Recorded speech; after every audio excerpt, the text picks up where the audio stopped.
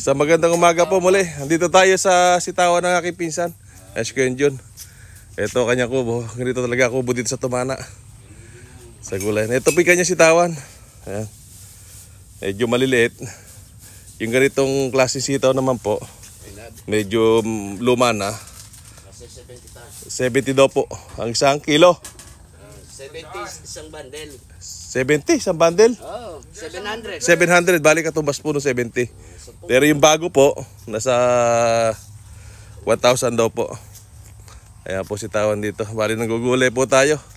Ganito po sa Tumana, pagka masipag ka lumabas, makakahingi ka ng gulay. Tulad ka rin, nakahingi tayo ng sitaw, sili, saka papaya. Panlagay po natin sa tinola mamaya. Ito lang po yung sitaw, pang adobo natin. Adobo sa manok, sarap po nun. Ayan po mga ka-FB. Bali ito po sitawan niya, may tanim na rin po sili. Ayan o. Kasi po sili, mahina sa init. Kaya kailangan mong liliman ng sitaw. Ganito po ang magsasaka dito. Yung style nila. Medyo umangat daw po sili ngayon. Parang 40 na po yata isang kilo. Doon sa mga mabababa pong lugar, nagkakamatay po ang gulay doon. Kaya pag tagulan, tumataas po ang presyo ng gulay. Katulad ito sa matataas na lugar. Yan po, makakasapat po ng mataas na presyo yan. Bali mangunguha din po tayo mamaya ng talbos ng kamoting kahoy. Napakasarap pong gata ng talbos ng kamoting kahoy.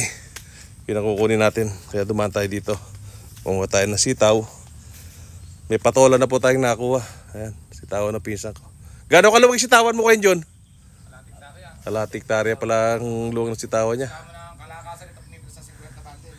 Lumipitas daw po na kalakas sa 50 bundle. Kung matachamba mo yung 1,000, isang bundle, pagitan sa araw may 50 mil ka. Ayan po. Pag aabuti mo ng poong malas, yun lang po.